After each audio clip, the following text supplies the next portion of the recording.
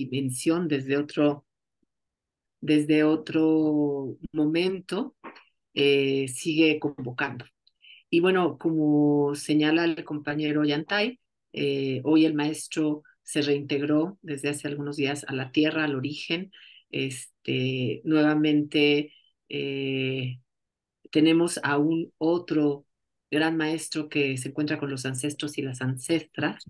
Y efectivamente, muchos de los homenajes que se hacen hoy al maestro Dussel, pues sobre todo ponen énfasis en sus apuestas y aportes teóricos, a su apuesta intelectual, descolonial, de la filosofía de la liberación. Pero bueno, en este espacio también queremos reconocer en Dussel la figura de un hombre comprometido con su tiempo y que es también producto de su tiempo y de muchas movilizaciones.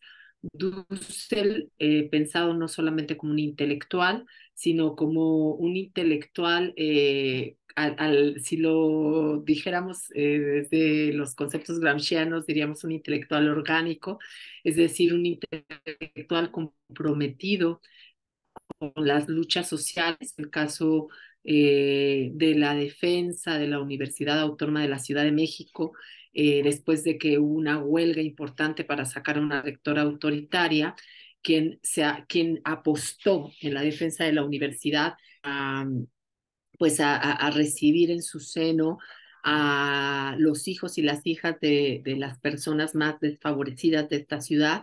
Y bueno, Dussel en su momento fue quien puso el cuerpo para dar las batallas, pero también tenemos al Dussel que se comprometió con la revolución bolivariana, que estuvo presente desde muy temprano la configuración de una apuesta política descolonial dentro del proyecto bolivariano, acompañado de muchos otros y otras pensadoras también comprometidas en este proceso, entre los que encontramos también a nuestro compañero Juan José Bautista, que también trascendió hace tiempo y se encontró con los ancestros y las ancestras.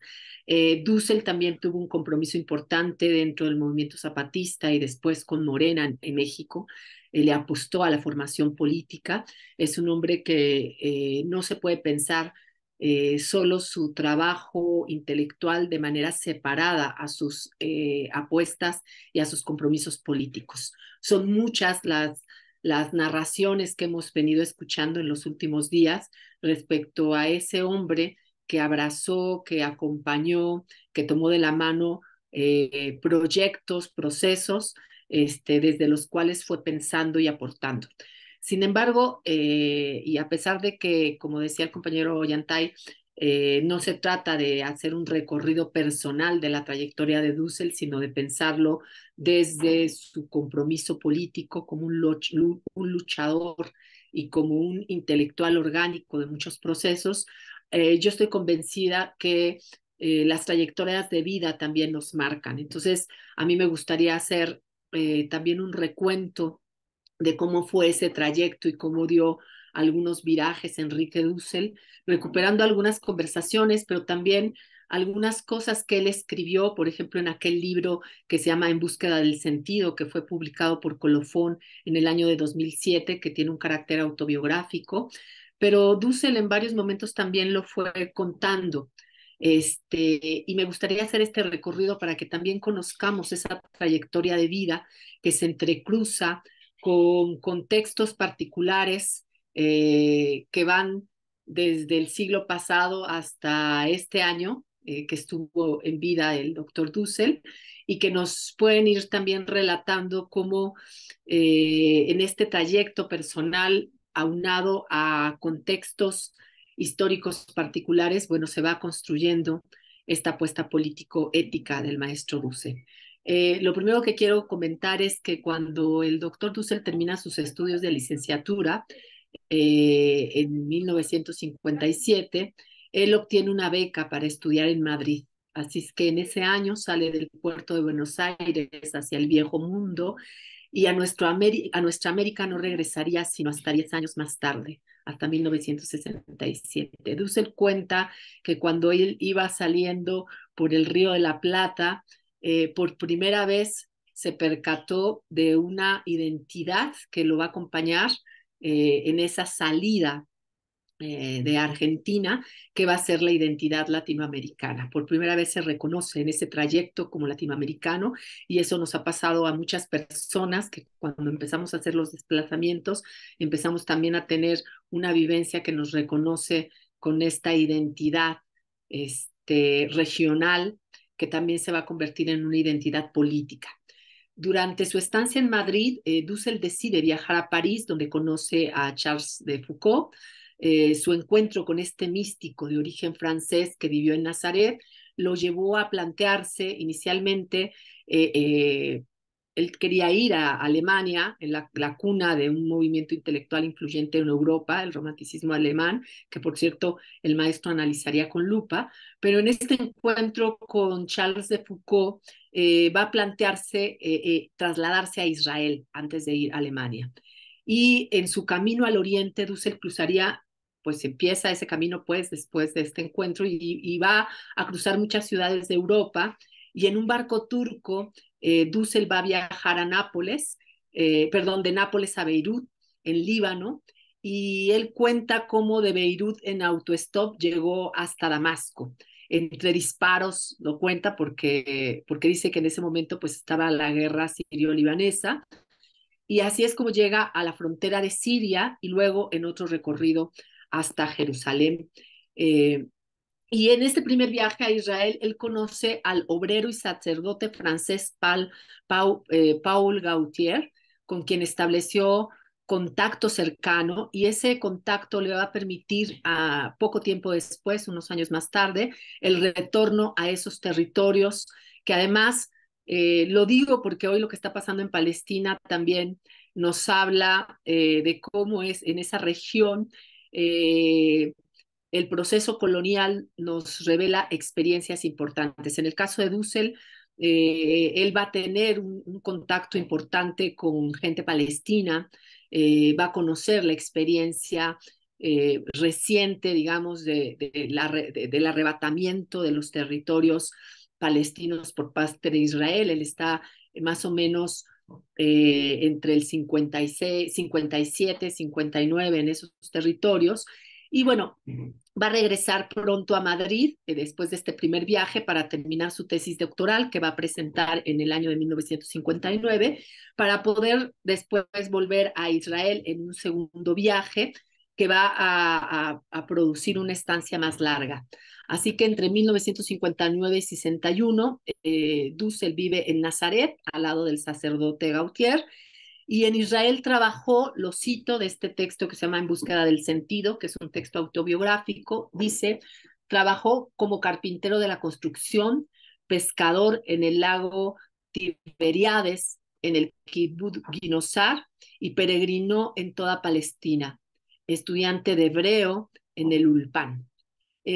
Para Dussel, vuelvo a citarlo, la vida de comunidad entre los compañeros árabes junto a Paul Gautier abrieron mi mente, mi espíritu, mi carne a un proyecto nuevamente insospechado. Cierro la cita. Esta experiencia marcó el viraje del joven Enrique Dussel, pues a raíz de que vivió 3 años en esas tierras de Palestina, después robadas y dadas a Israel, cito, dice Dussel, el mundo se me había invertido. Ahora lo vería para siempre desde abajo. Y ese es un momento clave en el compromiso político de Dussel. Dussel, estando en Palestina, en territorio palestino, que fue, como todos sabemos hoy, y todas sabemos hoy, robado por Israel, colonizado por Israel, se da cuenta que hay que generar un compromiso político, un compromiso epistémico y un compromiso ético para mirar y estar siempre desde abajo. Se le invierte el sentido de mundo que él tenía.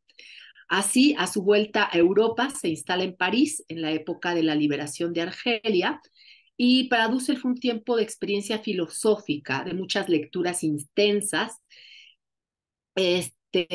y bueno, de exploraciones que luego van a permitir hacer el distanciamiento con la epistemología eurocentrada, yo diría androeurocentrada. En 1963, gracias a una beca, se traslada a Alemania y para 1964, junto a otros estudiantes latinoamericanos en Alemania, organizan una semana latinoamericana con la participación de Paul Riquet. Entre el 64 y el 66 tuvo algunas estancias en el Archivo de Indias en Sevilla con el objeto de realizar un proyecto que luego presentaría como tesis doctoral en París. Y ahí hay otra gran conexión con esta historia colonial que luego se va a expresar en su posicionamiento dentro del debate descolonial.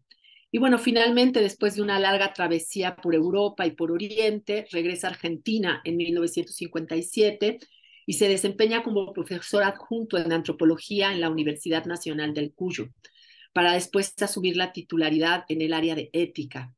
Y bueno, a partir de ese momento comenzaría a gestar, junto con otros filósofos también de origen argentino y latinoamericano, esta tendencia de pensamiento conocida como filosofía de la liberación, presentada formalmente en Córdoba durante la realización del Segundo Congreso Nacional de Filosofía en el año de 1971. Y bueno, posteriormente se publicaría el que fuera considerado el Manifiesto de la Filosofía Latinoamericana, un texto que se llama Hacia una filosofía de la liberación latinoamericana, que es el resultado de su actividad política e intelectual, que fue blanco de diversos ataques en Argentina. Dussel tiene un compromiso político en ese momento también en Argentina, no solamente intelectual político, vuelvo a insistir, que lo va a llevar en el 2 de octubre de 1973 a ser blanco de un ataque de la extrema derecha del sindicalismo corporativista metalúrgico, conocido como el Comando Rucci, y este comando hizo explotar una bomba en su domicilio, y en medio de todas estas tensiones que se dan entre el 1971 y 1975, Dussel fue expulsado de la Universidad Nacional del Cuyo y condenado a muerte por grupos paramilitares. Entonces dejó Argentina y comenzó su exilio en México, en donde se nacionalizó muchos años más tarde. Ahí va a iniciar una nueva época del filósofo de la liberación. En pleno exilio, Dussel logró clarificar algunos de los postulados en su obra publicada en México, que se llama Filosofía de la Liberación, y se incorpora como docente a la Universidad Autónoma Metropolitana, Unidad Iztapalapa, así como a la Universidad Nacional Autónoma de México. Ahí hay mucho que contar, Ramón yo creo que contará, porque bueno, Dussel llega a un terreno minado dentro de la filosofía mexicana. Dussel fue muy poco considerado dentro de los campos de la filosofía crítica mexicana porque, bueno, había una fuerte influencia del marxismo y a Dussel se le veía como teólogo y no se le reconocía el aporte. Fue bastante excluido en sectores importantes del debate filosófico y eso lo obligó a generar una escuela propia. Es decir, Dussel tuvo que andar un camino en donde él tuvo que ir generando escuela, pero también generando vínculos con gente que estaba articulada con una pata en la academia y otras patas en los movimientos y en los procesos sociales. Y Dussel llegando a México se ve también en la necesidad de hacer una lectura rigurosa de Marx, justo frente a un terreno donde la filosofía en México estaba permeada por todo el debate marxista, y ese debate y esa lectura que Dussel hace de Marx le va a llevar pues prácticamente 10 años, pero le va a llevar a tener una lectura directa de Marx.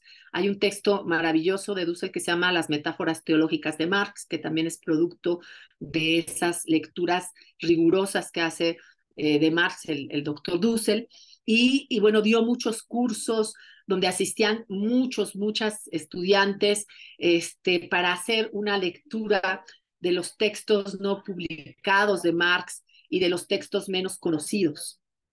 No me voy a centrar mucho en esa historia, pero quiero decirla porque Dussel va a ser en México, digamos, uno de los campos, acompañado de muchos de sus estudiantes y sus estudiantas, va a abrir muchos espacios de la reflexión que van a tener pues también punto de partida en la Universidad Nacional y en la Universidad Metropolitana. Hacia la década de los 90, con todo un bagaje político e intelectual a cuestas, comienza su articulación, por supuesto, con el zapatismo y con los movimientos que se están dando de manera muy álgida en nuestra región, y también con lo que se llamaría el giro descolonizador. Pues los postulados de Dussel, junto a aportes de otros pensadores y pensadoras latinoamericanas, van a sentar las bases de esta tendencia de pensamiento. Yo voy a parar un poco ahí en esta historia, porque también está Ramón Grosfoguel y nos acompaña en este homenaje. Pero bueno, la década de los 90 y los 2000 van a ser un momento muy importante, no solo en la producción teórica del doctor Dussel, de Enrique Dussel, sino en la conexión que Dussel va y en la conversación que Dussel va a tener con diferentes movimientos sociales, con diferentes experiencias rurales, urbanas, políticas. Especialmente el zapatismo me parece que impacta de manera muy importante, no solamente en nuestra generación, que nos formamos en buena medida como en esta trayectoria formulada por el zapatismo, sino también en intelectuales como Enrique Dussel. Él, a partir de esta conversación y este encuentro también con el zapatismo, va a empezar a formular su perspectiva de la política como, y del poder pensado desde el poder obediencial, pero también la Bolivia del movimiento indígena va a impactar y va a tener muchas conexiones, muchas conexiones con las realidades latinoamericanas que van a hacer de Dussel justamente no solamente un intelectual, sino un compañero que tiene un compromiso político y que su producción de conocimiento desde que estuvo en Palestina, en Nazaret, tiene ese viraje, ese corazón que es el compromiso con la gente desde abajo. Valgan estas palabras como homenaje, pero también valgan como un reconocimiento a una trayectoria de vida, a una trayectoria política de un personaje, de un compañero, de un intelectual, de un maestro que tiene una apuesta ética política que nos deja como legado.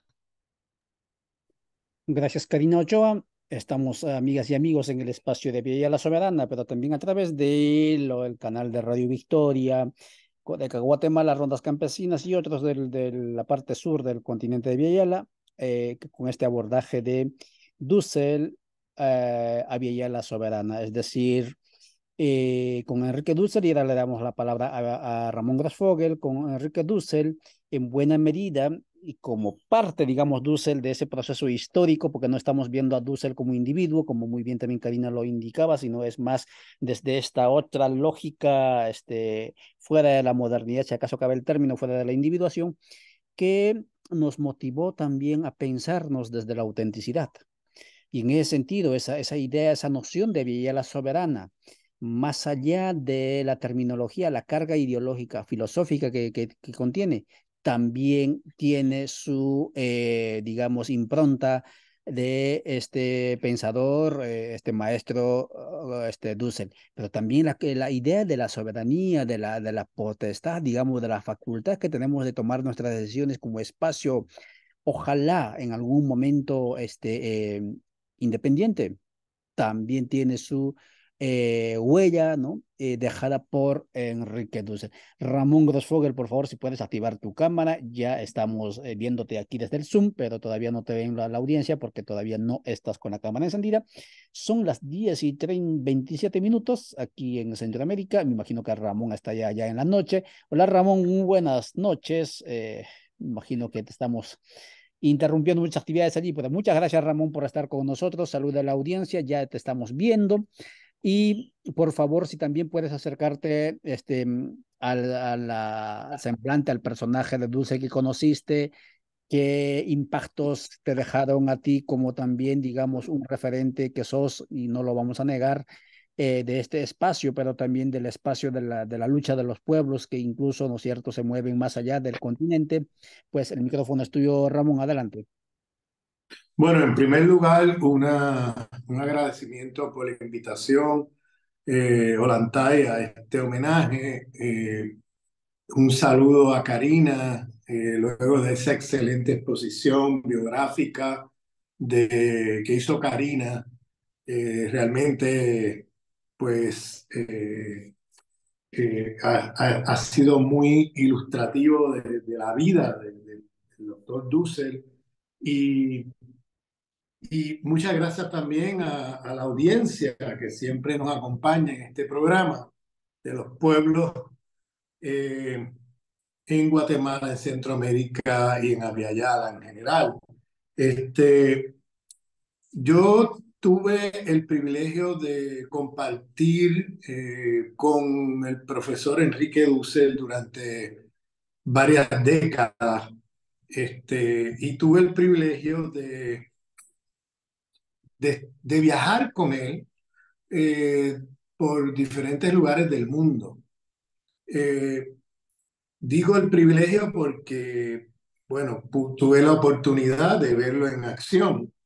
Estuvimos juntos en América Latina, en muchos países. Estuvimos juntos en África, estuvimos juntos en Europa, en Asia. O sea, yo tuve la oportunidad de verlo muy de cerca.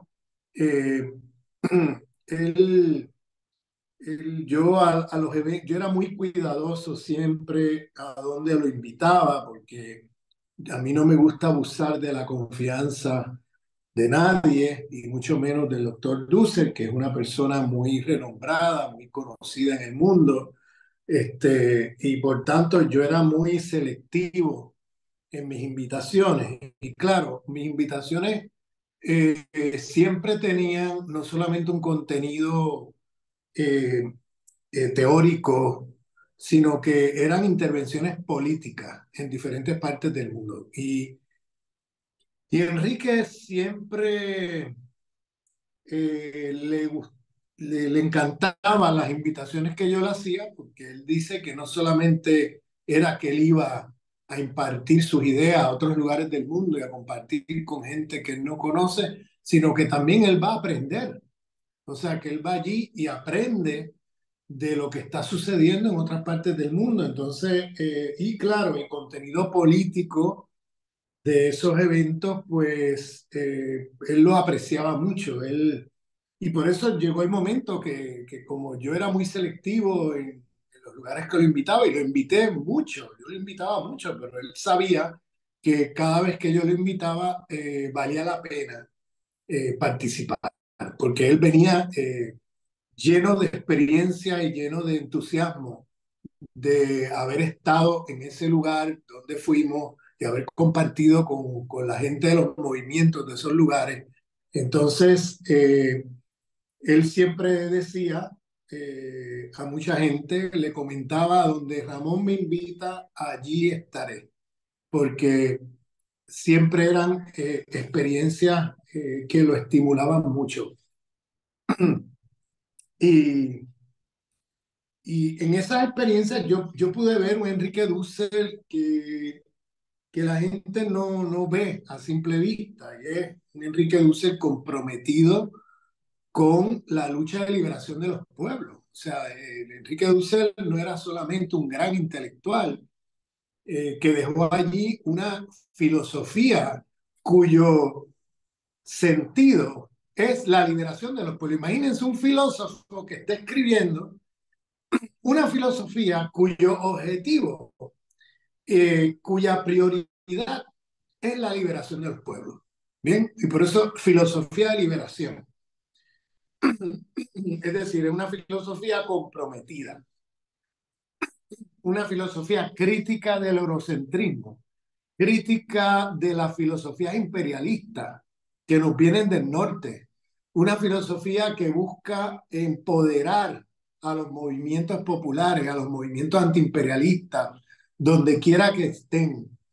Eh, y yo pude ver ese compromiso de él en todos esos viajes que tuve la oportunidad de estar con él, porque él siempre decía que eh, a veces, por ejemplo, para poder ir a un lugar a trabajar con movimientos sociales, teníamos que aceptar una invitación académica, para poder entonces obtener los boletos para poder llegar al sitio, porque los movimientos sociales no tenían suficientes recursos. Entonces hubo varias veces que fuimos con una invitación formal de alguna universidad, pero el objetivo de nuestro viaje era estar allí con ciertos movimientos y dar seminarios con ciertos movimientos. Entonces estábamos usando la academia para, para meternos en los movimientos a donde íbamos. Entonces, cuando siempre me decía, oye Ramón, la verdad, porque teníamos que cumplir, entonces teníamos que ir a la universidad, hacer lo que teníamos que hacer para luego quedarnos la semana, el resto de la semana con los movimientos. Y él siempre me decía, Ramón, la verdad es que cada vez encuentro más aburrida la academia. O sea, vamos ahí y la verdad que el viaje no valía la pena si hubiera sido solamente esa invitación. El viaje valió la pena por la experiencia que tuvimos con los movimientos y el contacto que tuvimos con los movimientos. Ese era Enrique Dussel, era un hombre comprometido. Y eso, lamentablemente, mucha gente no conoce ese aspecto de la vida de Dussel, pero Dussel tenía un gran compromiso político, y sacaba la cara en los momentos que había que sacar la cara, eso hay que decirlo.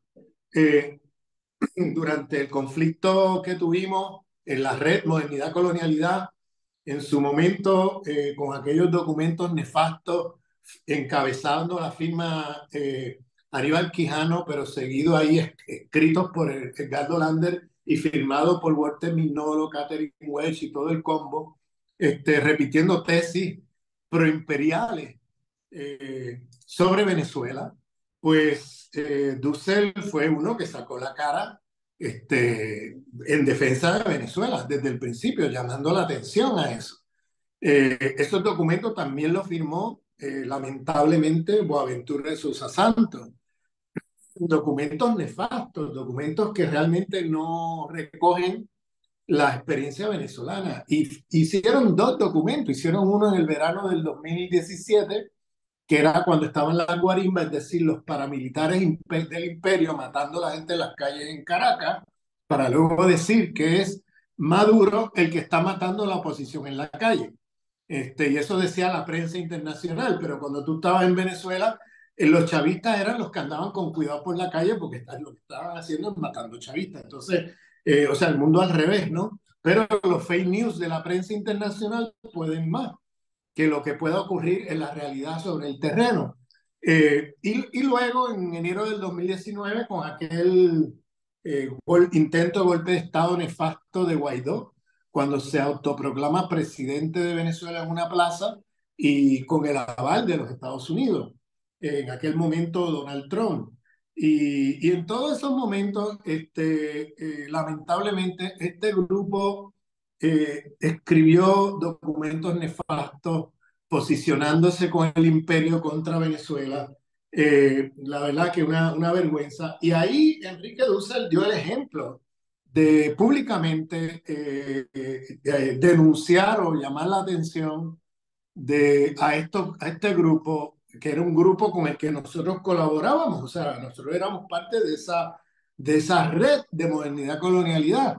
Y claro, tuvimos que hacer una ruptura ideológica y política, porque realmente para nosotros es una gran contradicción decir que tú eres de colonial y luego estar del lado del imperio en la lucha antiimperialista. O sea, no puede ser un gobierno antiimperialista como el venezolano y entonces tú estás del otro lado de la trinchera disparando para acá. Entonces, ahí Dussel dio un gran ejemplo porque él se posicionó de una manera muy clara y coherente y consecuente en apoyo a Venezuela y diciéndole a ese grupo se equivocan, se equivocan. Entonces, y en el tema zapatista, él también estuvo ahí en apoyo a los zapatistas, se tomó en serio el pensamiento zapatista, es decir, él en su filosofía política, en la política de liberación, él comienza su política de liberación con el mandar obedeciendo zapatista, el poder obediencial.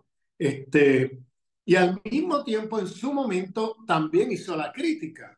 Es decir, no era que estuviera ciegamente, sino como compañero de lucha, cuando él veía que algo estaba mal o él veía que se estaba el movimiento descarriando por alguna razón, él siempre llamaba la atención y decía su punto de vista. Y en su momento, me recuerdo que en la otra campaña, fue un gran debate en México, porque en la otra campaña, que se supone que era la campaña de López Obrador, por un lado, y la otra campaña era la campaña zapatista. Y esa campaña zapatista no se iba a meter en la campaña, eh, la campaña regular de las elecciones mexicanas, que era Calderón contra López Obrador.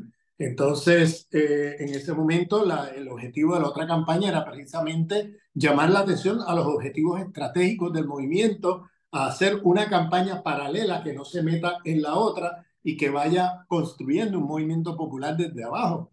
Y era una idea excelente, pero ¿qué pasó? En ese momento, lamentablemente, el sub Marcos comenzó a participar del proceso electoral prácticamente atacando a López Obrador en un momento donde estaba en juego muchas cosas en México, sobre todo la elección de Calderón en ese momento. Y bueno, en medio de la campaña, pues se supone que era la otra campaña y no meterse en la campaña común y corriente del Estado, pero terminó metiéndose Marcos ahí y posicionándose completamente contra López Obrador. Las críticas eran fundamentalmente contra López Obrador, muy poco comentario crítico a Calderón, y en ese momento sale Dussel a llamar la atención y a decir, oye, estratégicamente el zapatismo, porque ese es el proyecto a largo plazo, pero en el corto plazo tenemos que interrumpir las políticas de dominación neoliberales, etcétera, de la derecha, y ahí hay que apoyar a López Obrador en términos tácticos, decía Dussel. Tácticamente López Obrador, estratégicamente la otra campaña. Ambas cosas son compatibles. No hay por qué irse a una lucha fratricida entre uno o el otro, sino que hay que apoyar estas dos iniciativas que se están dando al mismo tiempo. O sea, tener una visión más integradora en ese sentido. Y claro, eso le costó a Dussel muchas críticas, pero él tenía la valentía y tenía eh, la, el compromiso político como para decir las cosas como las veía. Y muchas veces, puedo decir que muchas veces tenía razón. Cuando lo miras retrospectivamente, las cosas que él dijo en sus momentos, pues tenía mucha luz en lo que estaba diciendo. Y algunas personas al principio se posicionaron como, bueno, ¿por qué Dussel está criticando al sur, etcétera, etcétera? Pero luego mucha gente se dio cuenta que lo que decía Dussel pues hacía sentido, que no era una cuestión de ponerse uno contra el otro, sino que había que ambas iniciativas apoyarlas al mismo tiempo, que eran ambas cosas y que hay que mirar esto en términos de temporalidades. La otra campaña es la campaña estratégica de los movimientos populares y la campaña de López Obrador contra Calderón, contra la derecha, contra el neoliberalismo, es la campaña táctica momentánea para interrumpir un proceso de saqueo neoliberal como el que había en México. Entonces, eso tuvo un costo político enorme para el zapatismo en su momento, esa posición que asumieron en ese momento, porque, claro, lamentablemente ganó Calderón. Las elecciones, ya no tengo que ir sobre los años de Calderón, que la verdad que fueron nefastos, le declaró la guerra al narcotráfico y ya vimos que se convirtió en una guerra de facciones del narcotráfico realmente.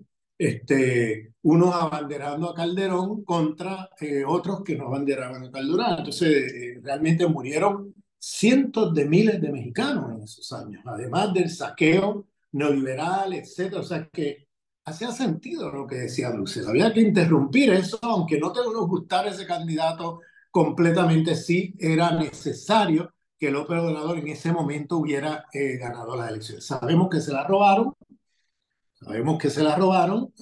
por eso hubo las movilizaciones que hubo, pero en ese momento tuvo un costo político muy grande esta posición de zapatismo que llamó la atención en su momento Dussel.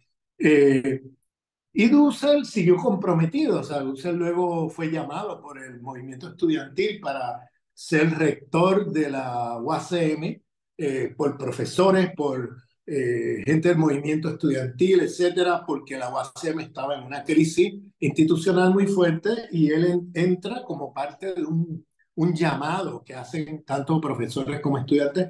Y ese año él realmente hizo un trabajo extraordinario por levantar la UACM, la Universidad eh, Autónoma de la Ciudad de México, y que es una universidad importante, sobre todo para sectores populares, poder estudiar.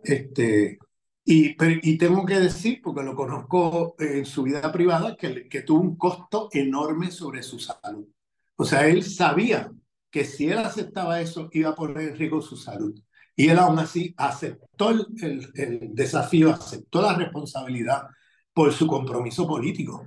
Y puso en riesgo su salud. De hecho, ese año estuvo hospitalizado varias veces, tuvo serias recaídas en su salud, de la cual luego, poco a poco, ha ido como decayendo. Pero ese año fue un año para él, podríamos decir que muy fuerte para la salud de él. Eh, Había mucha gente que le recomendaba que no lo hiciera porque decía, mira, te estás arriesgando aquí tu vida, tu salud. Y él no le importó, los doctores le decían, no se metan en eso.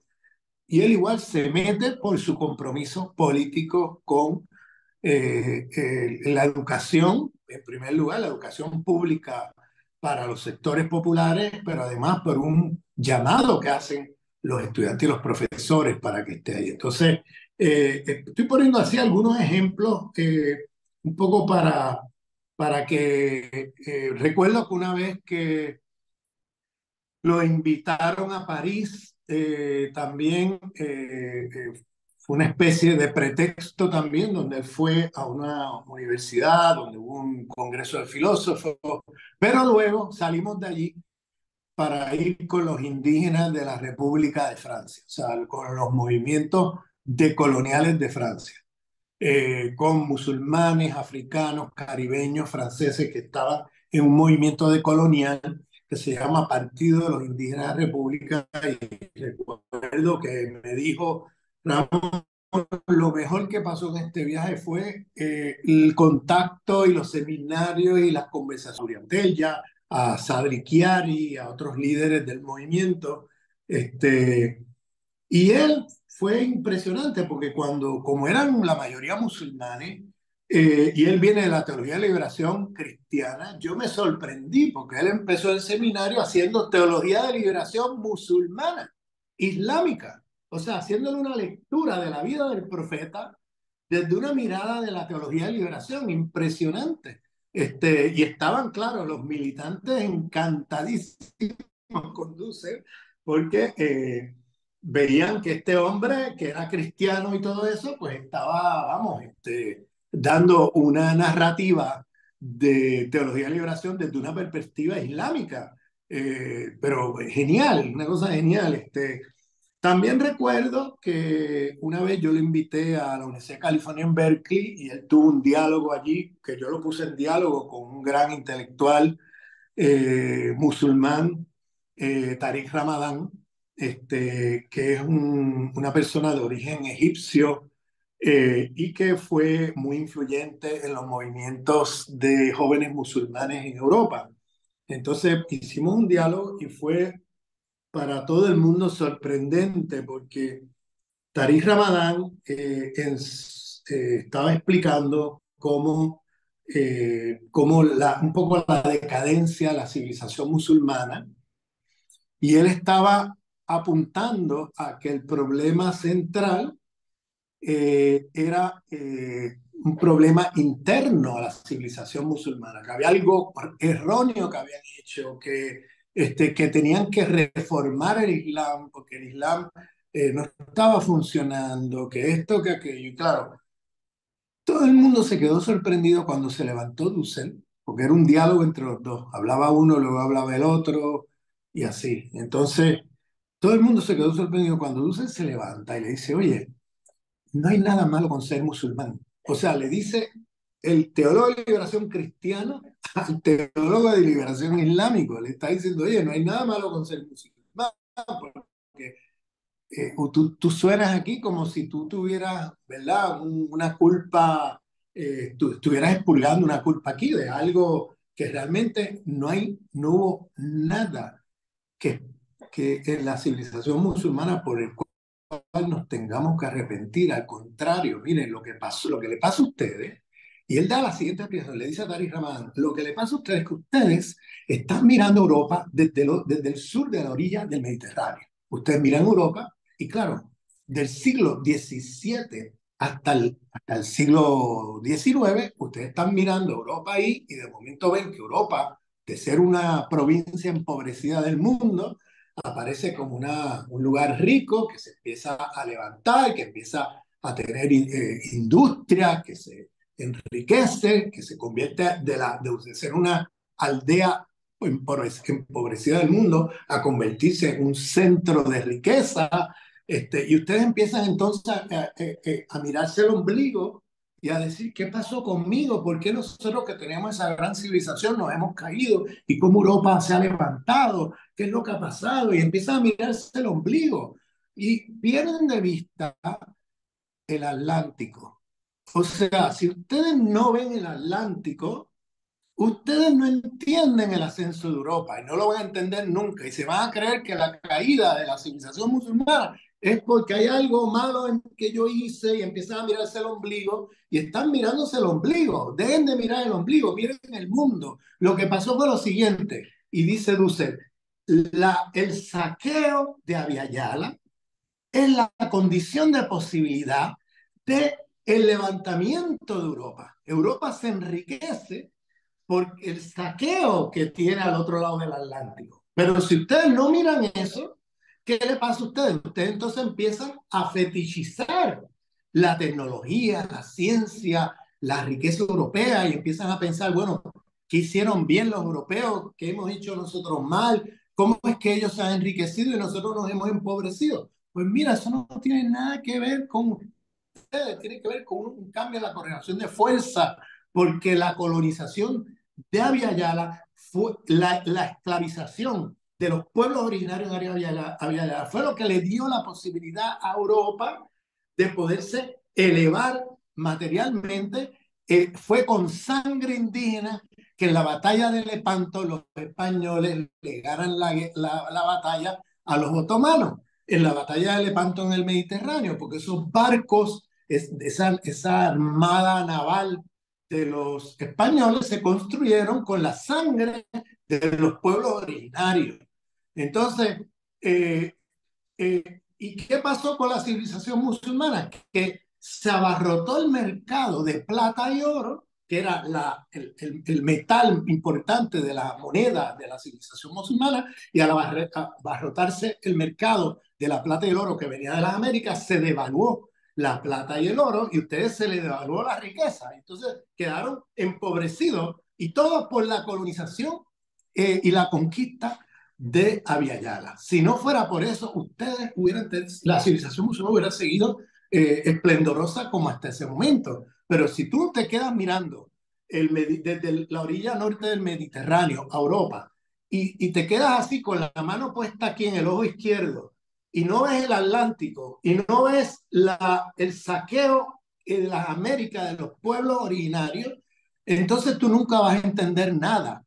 Te vas a creer que es un problema eh, eh, este, propio, ¿no? Autoimpuesto por ustedes mismos y no te das cuenta que es que esa colonización hizo, por un lado, que se elevara Europa, porque toda esa riqueza que saquearon fue lo que les dio la base material para ellos elevar su riqueza, pero también ese saqueo abarrotó el mercado de plata y oro y hizo que se devaluara el oro y la plata, las monedas de la civilización musulmana. Y ahí es que ustedes quedan empobrecidos, debilitados, y luego viene Europa y los coloniza. Se mete militarmente en las expediciones de Napoleón y de ahí en adelante lo que estamos hablando es de la colonización ya militar sobre tierras musulmanas por parte de los británicos y los franceses. Entonces, tú no puedes entender eso si te quedas mirándote el ombligo. O sea, fue una respuesta magistral. Allí todo el mundo se quedó así con la boca abierta y Tariq Ramadan, la respuesta que le dio fue, mira, gracias porque yo no había pensado en eso. era algo que no lo había visto. Hasta que me lo estás diciendo, no lo había visto. O sea, este hombre tenía un conocimiento de historia mundial, de todas las movidas que hacían los europeos, que él hasta podía aclararle a un intelectual musulmán los problemas que él no estaba viendo.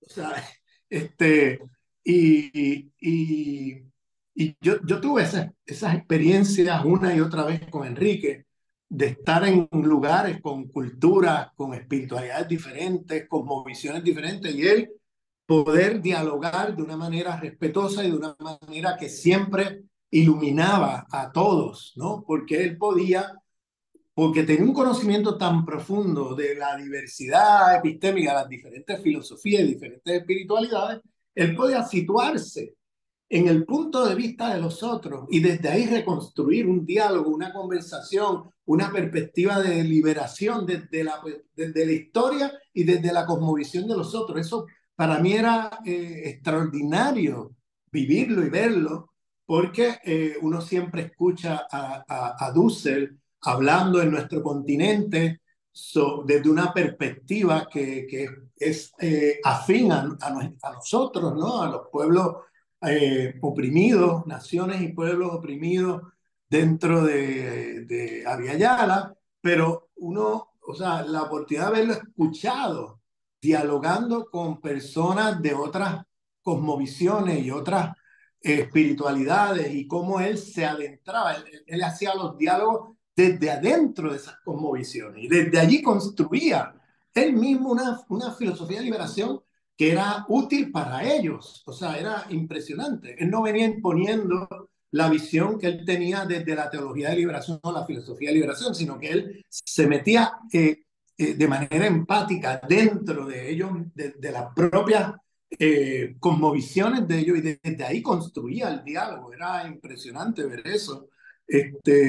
Y bueno, puedo seguir aquí hablando anécdota tras anécdota, pero voy a parar aquí para poderlo abrir la discusión, pero creo que estamos ante un sabio. Yo siempre uso la metáfora esta de Hegel, de que Husserl es nuestro Hegel. Y él, claro, no le gustaba, con razón, la comparación, porque obviamente Hegel era la epítome del eurocentrismo y toda la filosofía de Dussel era contra el eurocentrismo. O sea, pero yo lo uso porque en los sentidos común eurocéntrico es una manera de que la gente entienda la grandeza de Dussel.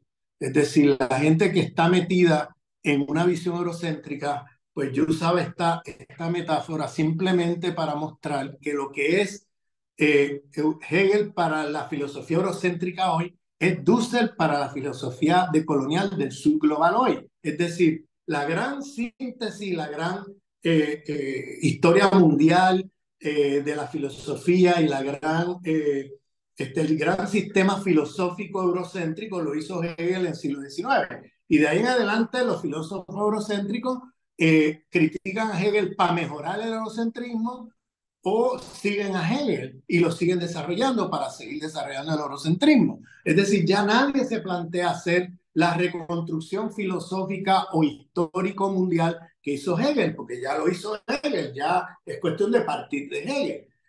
Pues yo digo lo mismo con Dussel. No hay que descubrir las ruedas en la historia, no hay que descubrir el Mediterráneo.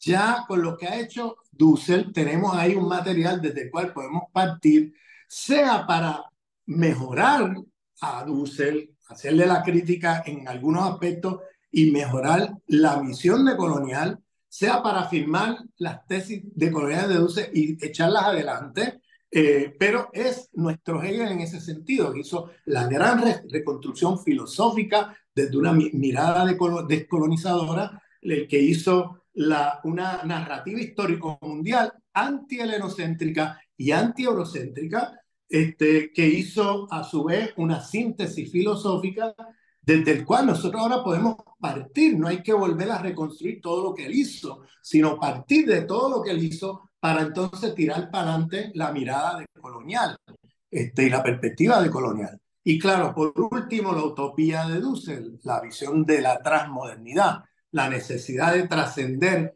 esta civilización de muerte que es la modernidad y pasar a un sistema civilizatorio que afirme la vida, no la muerte, que él nombraba como un más allá de la modernidad. Y él siempre decía, ahora mismo no tengo esa palabra de transmodernidad no es una buena palabra, pero no tengo ahora mismo una manera de nombrarlo porque todavía no estamos allí, en ese nuevo sistema civilizatorio. Simplemente lo anuncio de que como un trance, modernidad trans en el sentido de más allá de la modernidad, un nuevo sistema civilizatorio que tenga la vida como prioridad, la producción y reproducción de la vida, y no la modernidad como sistema civilizatorio de muerte, entonces, y de destrucción de la vida. Y recientemente, al final de su vida, en un seminario que hizo, pues él dijo, mira, quizá una palabra podría ser ecoceno. Ecoceno en el sentido de eh, contra el concepto de antropoceno, ¿no? De cómo el antropoceno siempre puso como prioridad a los humanos sobre otras formas de vida, que es la modernidad.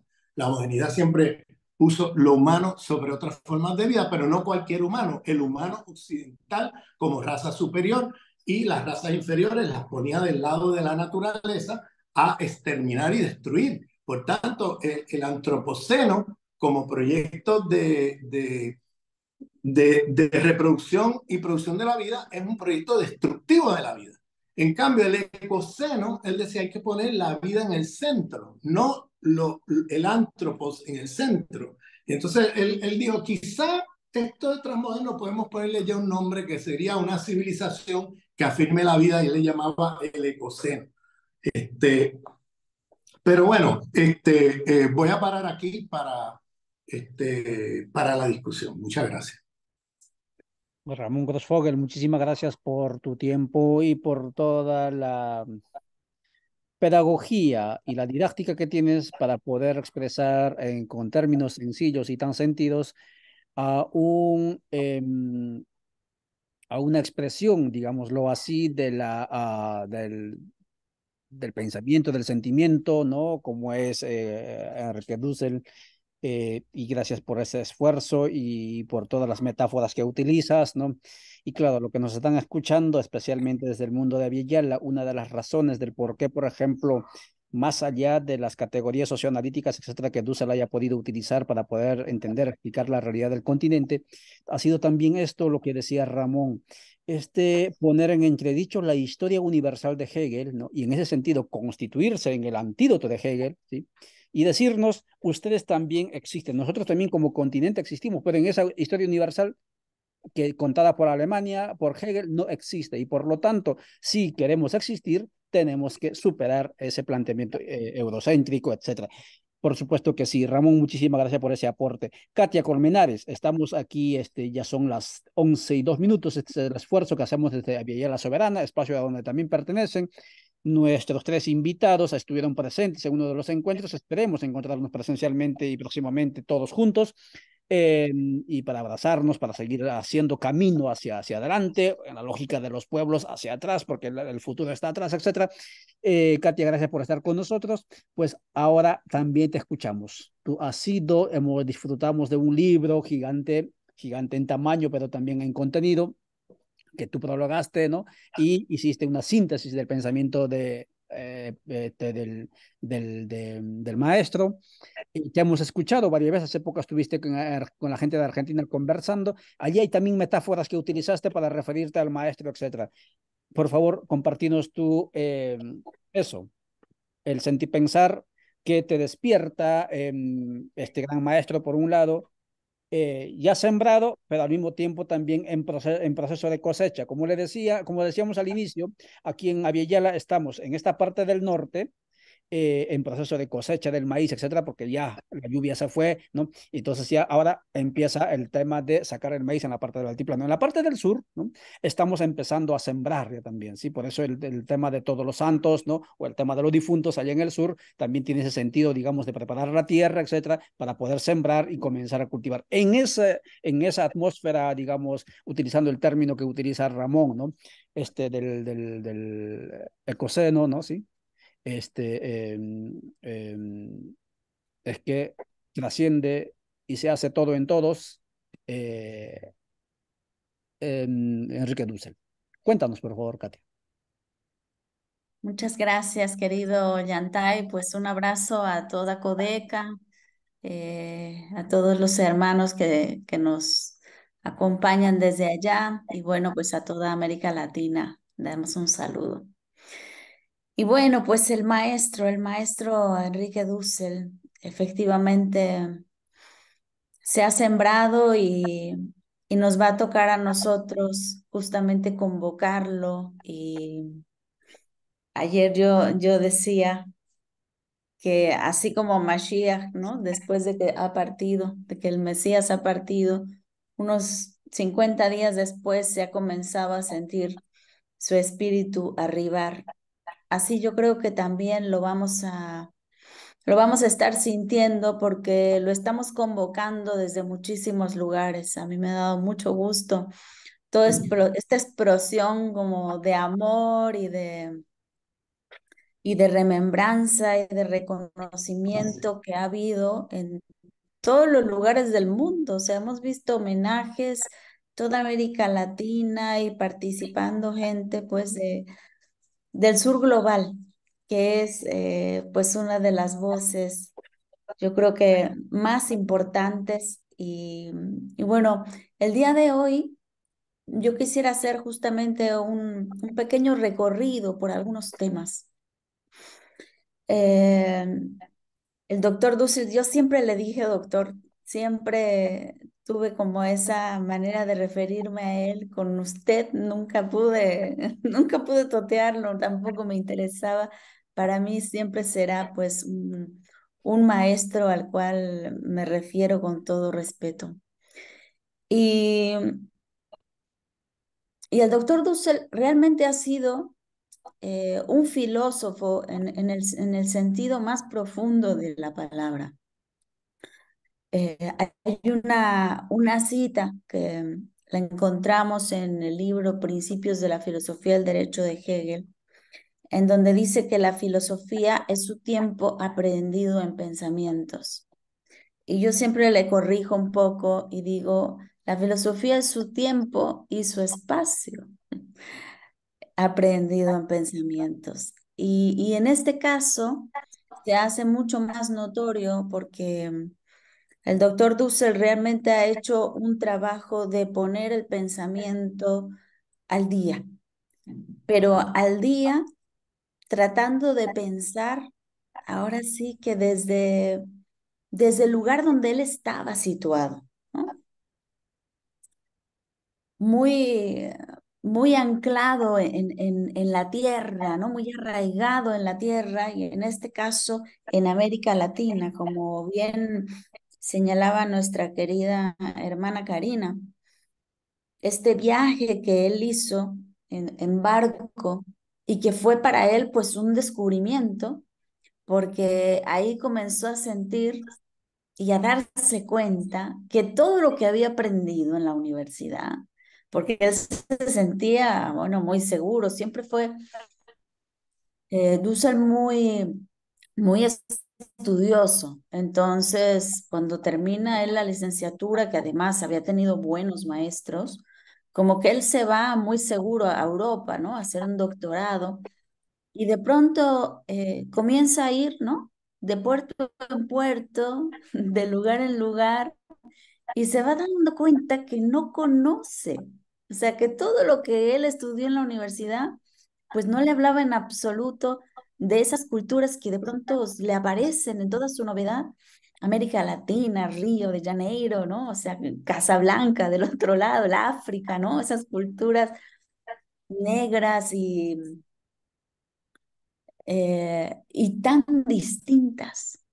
Entonces, él dice, cuando yo llegué a Europa, dice, yo ya estaba enojado porque me di cuenta que no sabía de gran parte del mundo, o sea, que lo que yo había estudiado no me servía en absoluto para poder entender ese recorrido que yo había hecho, ¿no? Simplemente de América Latina, de Sudamérica a Europa.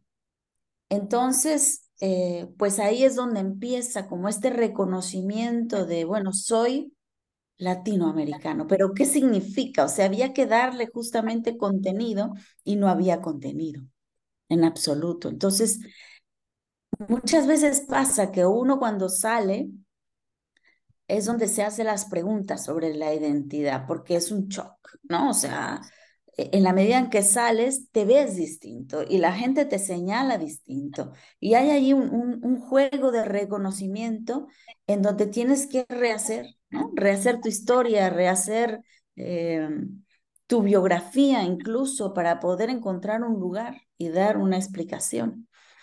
Entonces, a él le pasó eso y en esa búsqueda que él está haciendo, pues bueno, hace este viaje que también describe Karina con mucho detalle y él se va encontrando en ese camino. Pero en la medida que él se va encontrando, también va encontrando un lugar de interpretación y un lugar para hacer política también. Entonces, el trabajo de pensar se tiene que hacer desde el propio lugar.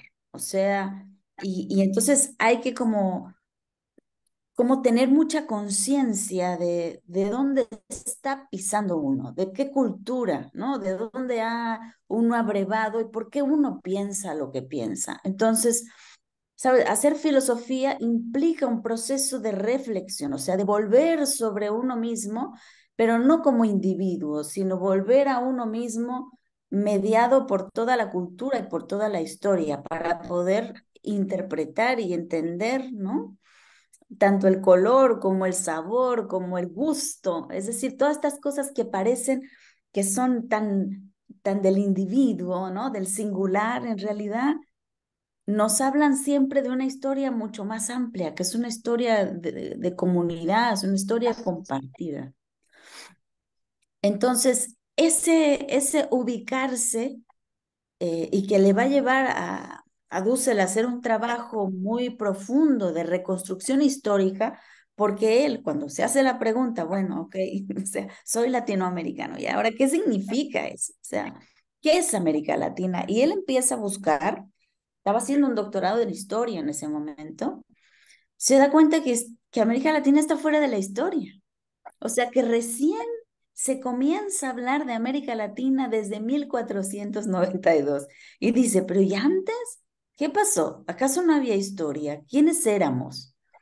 O sea, cómo es que América Latina recién entra en ese momento en la historia y además como el continente nuevo? ¿Nuevo? ¿Nuevo para quién? Entonces, haciéndose esas preguntas, él se va dando cuenta de que la historia se ha contado desde un lugar. Se ha contado desde Europa. Y por eso, porque no interesaba para nada qué es lo que había antes en América Latina, antes de que Europa posara sus ojos sobre ella, entonces, por eso no existía en la historia.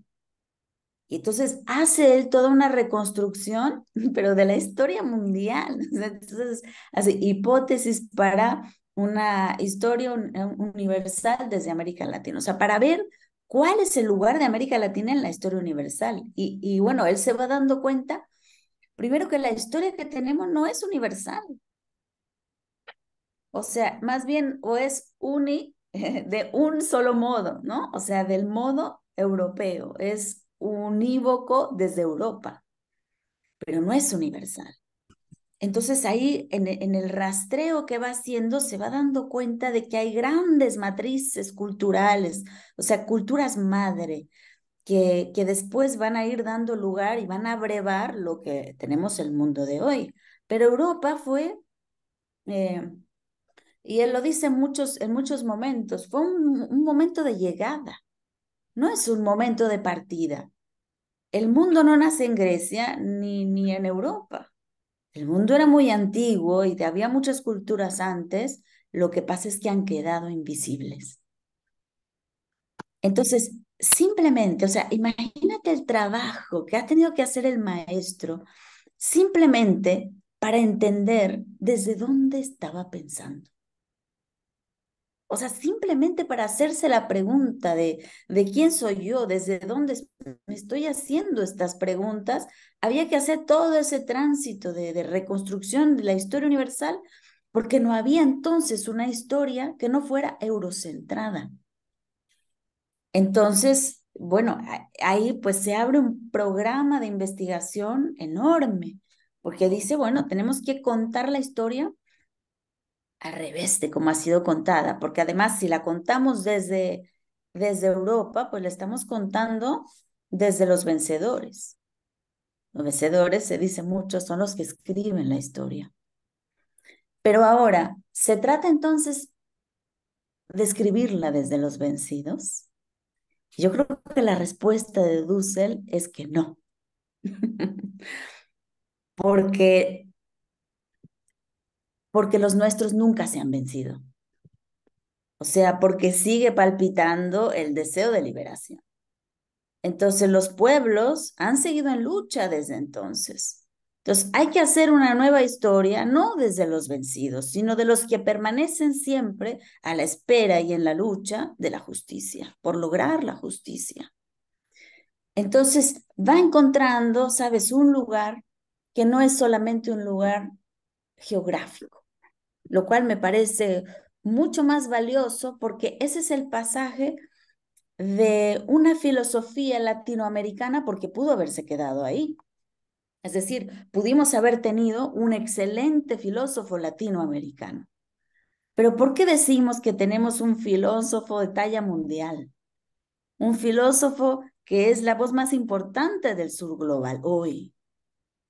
Porque no solamente él se quedó en reconstruir esa historia, en reconstruir el lugar desde donde él estaba hablando, sino que en ese lugar se dio cuenta que además del lugar geográfico había un lugar epistemológico, o sea, un lugar que te da una visión, una comprensión distinta, que es el pobre, la víctima, el negado, el esclavo, es decir, quien no está pudiendo reproducir su vida.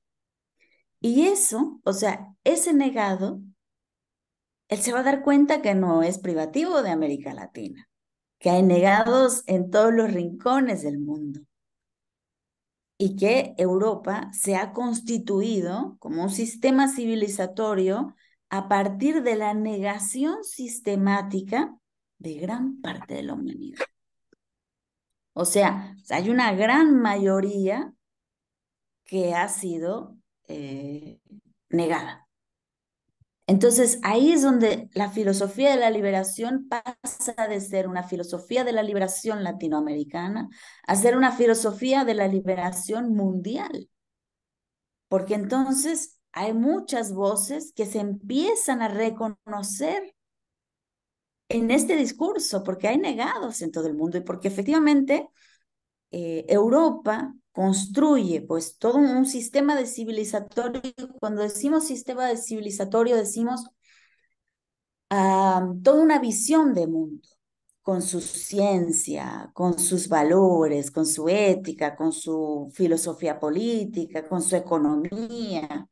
O sea, produce todo un sistema completo y este sistema eh, supone justamente la negación de la mayor parte del planeta. En lo económico va a significar la extracción de valor de gran parte del planeta. O sea, se trabaja en todo el mundo, pero no en todo el mundo se gana del mismo modo. O sea, hay una extracción sistemática del valor ahora podemos decirlo, del 1% de la humanidad, que va extrayendo del trabajo de todos una buena parte de vida acumulada que después se le retribuye a ese 1% como ganancia, como riqueza. Y entonces ese 1% no solamente tiene para reproducir su vida, o sea, tiene para derrochar, tiene para, o sea, ni siquiera le alcanza para poder gastarse lo que tiene. Y el resto de la población, pues está en una situación de pobreza, de negación en todo sentido.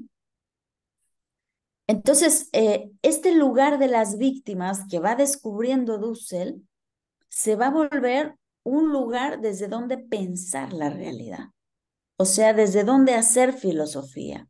Pero entonces es un lugar que te permite primero tener una perspectiva de la realidad, una perspectiva mucho más verdadera, porque digamos, por ejemplo, si yo me sitúo en la modernidad, pues veo los valores de la modernidad y toda la positividad de la modernidad.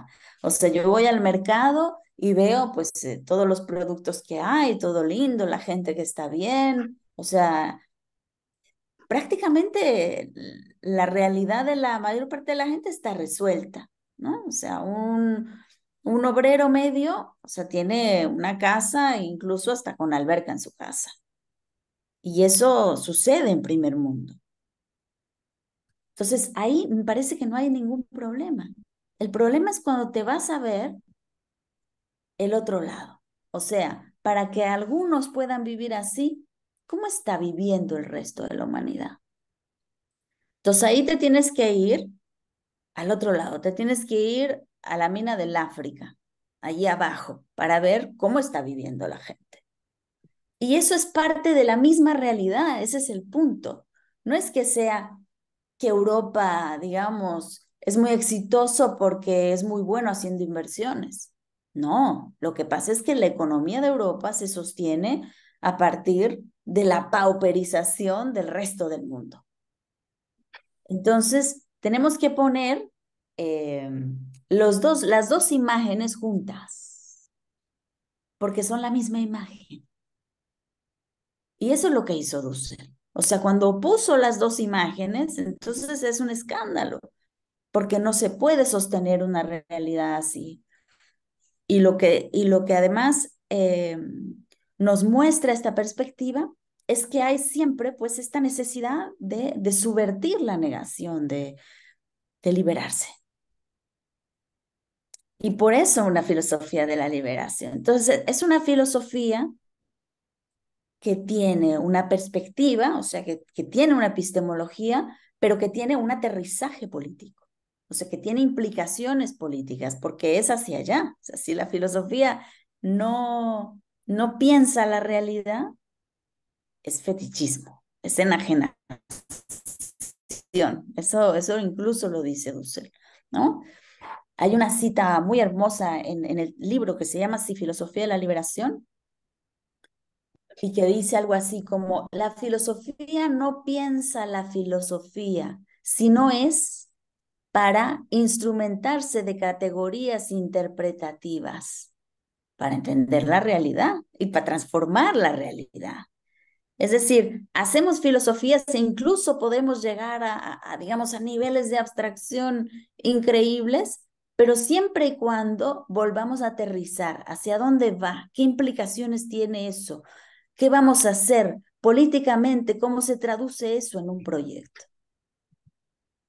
Y entonces, Dussel se comprometió siempre, por eso esto que dice también Ramón sobre la militancia política de Dussel es vital, porque para él era tan importante estar en esos lugares, con los movimientos.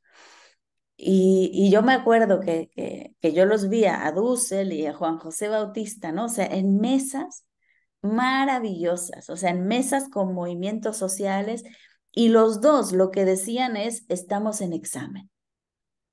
Estamos en examen, porque si lo que estamos pensando le sirve a la gente de a pie, a la gente que está sosteniendo la barricada ahí mismo porque el sistema lo oprime, si le sirve a la gente, entonces es un pensamiento que vale la pena continuar. Y si no, a la casa, a seguir trabajando, a seguir estudiando, porque entonces no estamos llegando. Entonces, es una filosofía que además me parece muy importante decirlo, tiene que hablar pueblo. O sea, tenemos que ser capaces de traducirlo, de comunicar con la gente. Si no, no tiene sentido. Y Dussel nunca renunció a ese esfuerzo. O sea, él estaba siempre muy comprometido a atender a cualquiera, como Ramón lo señalaba en otro espacio que tuvimos, que decía, bueno, si llegaba alguien que fuera o sea, fuera de la academia, ¿no? O sea, una persona de a pie que llegaba y le decía, no, maestro, yo creo que aquí usted se equivoca. Él revisaba y él le ponía siempre todo el esfuerzo, y eso yo lo vi también con los dos, con Juan José Bautista y con Dussel. Por algo son maestros, que daban conferencias magistrales, así hubiera una persona o un auditorio de académicos de una universidad de primer mundo, ¿no? O sea, era igual. O sea, el compromiso político estaba ahí. Y los dos daban clase aunque hubiera un alumno. Y soberanas clases, porque me tocó alguna vez y yo decía, el mundo entero se está perdiendo esto. Qué tristeza. Pero también es una gran responsabilidad para los que pudimos acompañar, ¿no? Esas sesiones y estos grandes, es una gran responsabilidad, porque no podemos simplemente seguir la vida como antes. O sea, se nos viene como de manera mucho más fuerte el imperativo de continuar, de pensar y de llevar la liberación realmente al mundo. Y bueno, simplemente pues como que yo quería así señalar, ¿no? Brevemente. Y también me parece importante decir que ante la naturalización que hay hoy en día de este proyecto civilizatorio de la modernidad, es que tenemos que ser capaces como de que la gente pueda de pronto abrir los ojos y darse cuenta que eso que ven todos los días no es natural, que el sentido común de hoy no es sentido común natural, que ha sido construido históricamente. Y tenemos que ir haciendo pues un trabajo de formación política muy importante. Porque el mundo, o sea, por todos lados, los medios de comunicación, las escuelas, o sea, el sistema educativo es una cosa también impresionante, cómo se ha vuelto una trampa.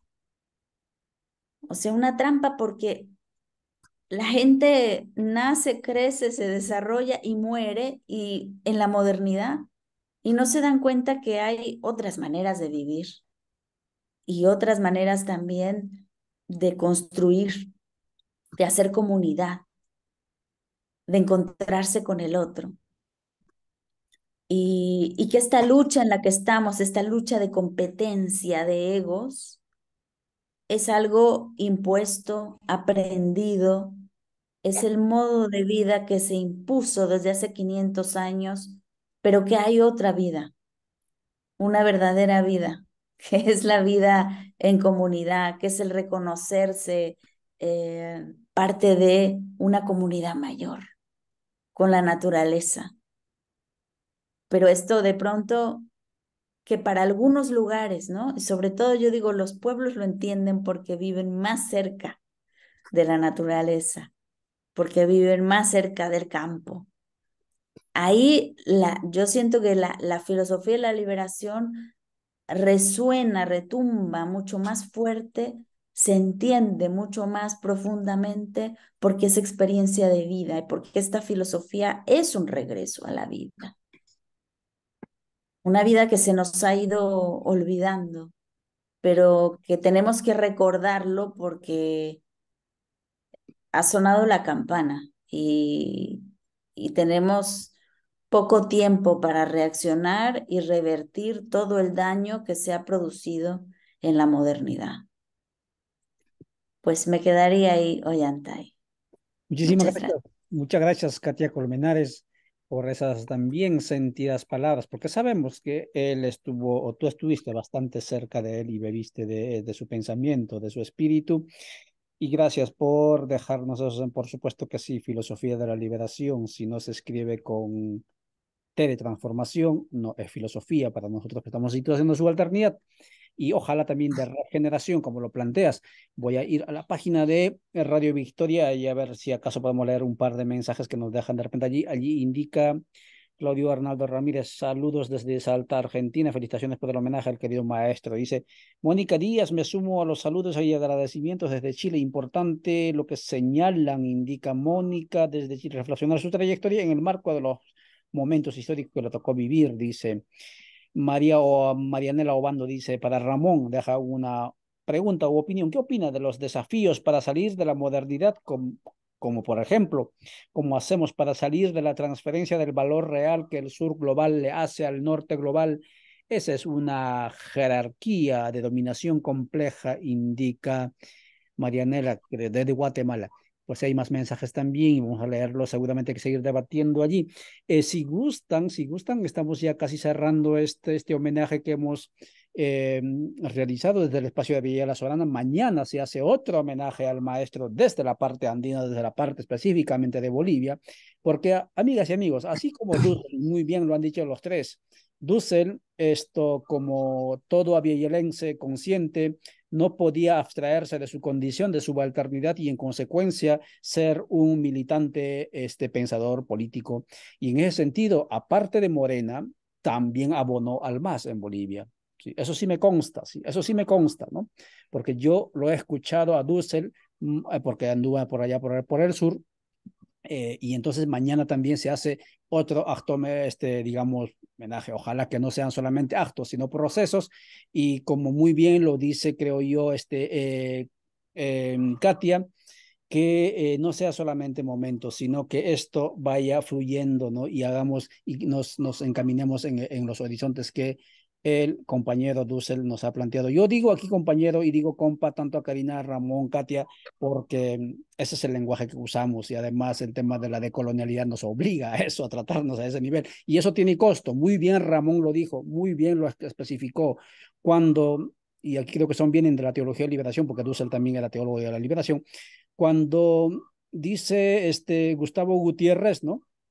Que Juan Bautista tenía que decrecer, ¿no? Y ese decrecer significaba morirse, ¿no? ¿Sí? Morirse en vida, y eso significa dolor, ¿sí? Y eso es lo que decía Ramón cuando se refería a Dussel, ¿no? Sufriendo en carne propia con su salud, ¿no? Y entonces ese proceso de anonadarte, ¿no? Para que el proceso avance, ¿sí? Eso también es de colonialidad. Pero bueno, si gustan, en el mismo orden, Karina, Ramón y Katia, si acaso quieren ir concluyendo, ¿no? En cuestión de 2 minutos, yo sé que es difícil, mensajes, incluso llamando a que este proceso continúe, ¿no? Esos sueños emprendidos, ahora que pues, va a estar con nosotros Enrique en este proceso, continúe. Si acaso quieren ir también por ese lado, adelante, por favor, micrófonos de ustedes. Karina, comenzamos contigo. Y bueno, siempre es un placer también compartir con Katia y con Ramón el espacio de conversación, porque me parece que se entretejen formas, miradas, enunciaciones que van sobre el mismo río. Y yo creo que el doctor Dussel nos deja un legado que pasa por la producción intelectual, pero que sobre todo pasa por el aporte de su ética política. O sea, yo insisto en que su vida fue un ejemplo de cómo entrarle desde el cuerpo, digamos, de cómo es necesario poner el cuerpo en los procesos y cómo se hace ese puente entre producción de conocimiento, una producción de un conocimiento comprometido con los pueblos, como lo señalaba Katy, y además con todo un trayecto de conversación. Ramón nos daba ejemplo de eso, o sea, todas las conversaciones que se abrieron. Entonces, Dussel nos deja un legado para seguir la conversación.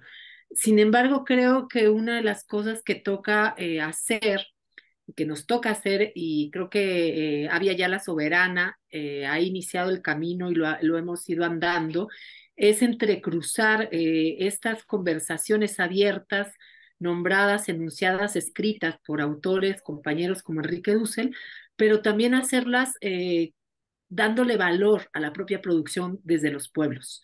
Es decir, nos toca hacer el ejercicio de que le demos valor a esas apuestas epistémicas y a esas apuestas políticas que vienen desde abajo y que, por fortuna, en conversación con ciertos compañeros y compañeras, pues están teniendo también una proyección en términos del legado como el de Enrique Duce.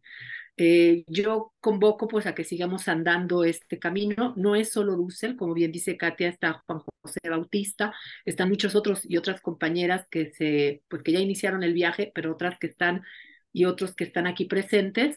Y creo que pues el desafío que tenemos todas y todos es justamente andar el camino en la construcción de otro mundo posible y ya tenemos las semillas sembradas. Dussel, junto con otros ancestros y otras ancestras, nos van a acompañar en este camino. Esas ancestras son muchas y esos ancestros son muchos, el propio comandante Chávez y otras tantas compañeras y compañeros que han hecho camino y surco en este andar. Entonces, bueno, pues no nos toca más que encarnar algo que ya está sembrado. Y en ese sentido, todas, todos, todes somos Dussel y Dussel es parte de este todo que estamos construyendo desde Avia Yala. Muchas gracias, Karina. Por favor, Ramón.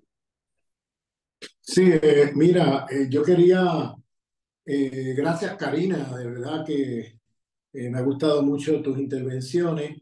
Gracias también a Katia. Yo sencillamente quería destacar el aspecto de humildad de Enrique. Enrique escuchaba, como bien estaba mencionando Katia.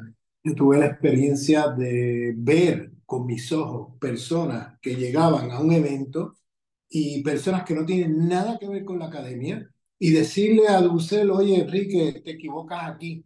Y él se sentaba, tomaba nota, preguntaba, ¿qué página tú dijiste? Tal página. Y el hombre se lo tomaba en serio. O sea, este hombre, no importa quién tú eras, o sea, no importa si tú eres don nadie, entre comillas, en el mundo académico. Él se tomaba en serio las críticas porque su obra estaba al servicio de la liberación de los pueblos. Y si había algo que él veía que alguien le decía, no importa de dónde viniera la crítica, él la evaluaba, la consideraba, se la tomaba en serio y no estaba mirando qué rango académico tenía la persona. Cualquier persona se le puede acercar, decirle eso y él se lo tomaba súper en serio al punto que yo lo vi revisar posiciones a partir de críticas de personas que llegaban de cualquier lugar y le hacían un señalamiento y este hombre iba y examinaba con seriedad lo que se le decía. ¿Por qué? Porque su prioridad no era su ego, era la liberación de los pueblos.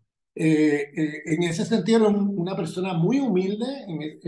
Muchas veces, yo digo muchas veces, en, en las batallas dentro de los espacios académicos, sobre todo enfrentando filósofos europeos, yo lo vi con mis ojos, defenderse, ¿no? Defenderse fuertemente y sacar su obra ahí afuera y decir, yo debatí con Levinas, yo debatí con Apple, yo debatí con... Sacar su rango y para gente en el público me decía, oye, pero qué arrogante. Y yo, pero no te diste cuenta que estos eurocéntricos estaban atacándolo, un filósofo latinoamericano que llega ahí y lo están atacando porque lo están descualificando. Y él, claro, para defenderse, tiene que sacar todas las herramientas que tiene a mano. Y eso sonaba arrogante para mucha gente, pero yo no lo veía como arrogante, yo lo veía como una defensa de América Latina.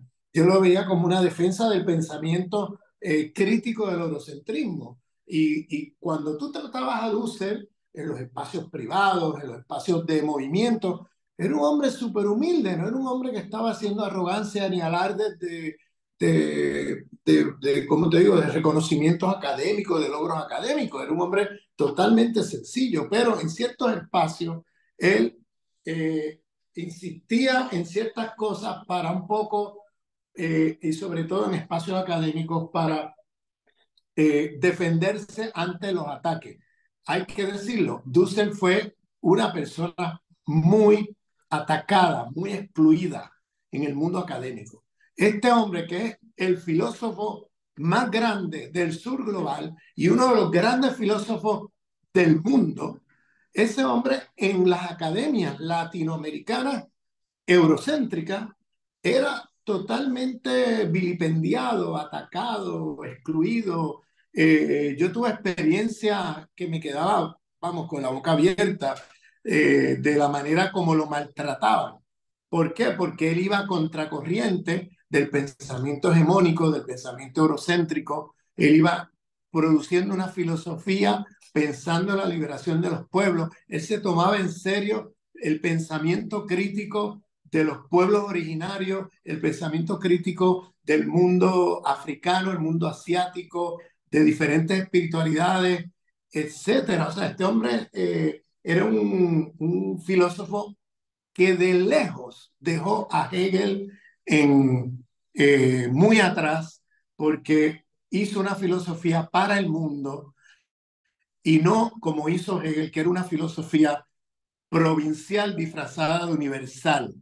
El caso de Dussel era una filosofía para la liberación de los pueblos en el planeta y tomándose en serio todas las perspectivas mundiales sobre la filosofía política de una manera que nunca Hegel ni siquiera imaginó hacer. Así que para mí, Dussel era, pero de lejos, un filósofo que dejó atrás a toda esa tradición de filósofo eurocéntrico y que dio unos pasos de gigante y que nosotros desde el sur global tenemos que tomárnoslos en serio como punto de partida, ¿no? Para echar para adelante los proyectos de liberación. Hay que agarrar ese trabajo titánico que hizo este hombre y no hay que volverlo a hacer, ya lo hizo él. Vamos a tirar para adelante con eso, sea para criticarlo, para mejorar, o sea para afirmar las cosas positivas que hizo, pero hay que partir de él, porque no hace falta volver a reconstruir la historia de la filosofía de una mirada no helenocéntrica, no eurocéntrica, pues eso ya lo hizo él. Muchas gracias. Muchas gracias, Ramón. Katia, por favor. Sí, y bueno, continuando también con esta misma idea, justamente Dussel fue un filósofo y en la universidad decíamos, no es lo mismo tener un profesor de filosofía que un filósofo como profesor. Y eso era Dussel. Entonces, justamente por ello era tan difícil de ubicarlo por sus, digamos, por sus contemporáneos en la universidad. Porque incluso había quien decía, qué soberbia dar un curso sobre el propio pensamiento. Entonces yo me quedaba pensando, qué soberbio Heidegger, qué soberbio Hegel, o sea, los grandes pensadores, los grandes filósofos de la historia, siempre pensaron con su propia cabeza.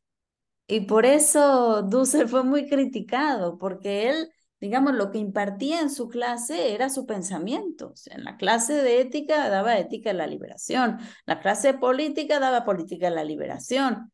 Entonces, aprendíamos junto con él a pensar, que eso yo creo que es algo muy, muy valioso y que no teníamos otras clases del mismo tipo. O sea, porque en las otras clases veíamos historia de la filosofía y nos dedicábamos a ver, bueno, qué decían sobre un tema un montón de filósofos. Pero a trabajar con los pensadores, eso sí nos enseñó el maestro. Porque incluso, por ejemplo, él acostumbraba siempre, cada curso, comenzar con la historia. Entonces veíamos obviamente todos los autores que habían tratado el tema, pero siempre era leer los autores con los autores y más allá de los autores. Es decir, no era simplemente como ver qué decían, sino ponerlos en juicio, ¿no? O sea, agarrar sus filosofías y ponerlas a ver qué respondían ante los grandes problemas de la humanidad, ante las grandes víctimas, ante la negación. Es decir, no era simplemente ver por ver qué es lo que decían, sino tomar una filosofía y poner la prueba con la historia, poner la prueba por sus efectos y por sus consecuencias en lo práctico. Entonces, pues eso es algo que fuimos ensayando y viendo cómo lo hacía el maestro y que tenemos que continuar haciendo, porque, es decir, podría haber la tentación de ahora volverse muy dusseliano, ¿no? Pero yo creo que justo la invitación del maestro es a que pensemos con cabeza propia. O sea, Marx no fue marxista, Cristo no fue cristiano. Es decir, los grandes fueron personas que pensaron su tiempo, que dieron una respuesta, que dieron una salida y que continuaron el camino en compromiso con la realidad. Y creo que eso es una de las cosas más importantes que nos deja el maestro, a comprometernos con la realidad, a comprometernos con las víctimas, los excluidos, los negados, pensando en cómo vamos a hacer para construir la tierra, no en el siguiente mundo, en este, ¿no? ¿Cómo podemos darle vuelta a la historia para poder, de una manera profética, acceder a una visión que sepamos cuáles son las consecuencias de los actos, ¿no? Eso hacían los profetas. Los profetas no es que adivinaban el futuro, en realidad los profetas veían en una acción las consecuencias, ¿no? Catastróficas que se venían sobre eso.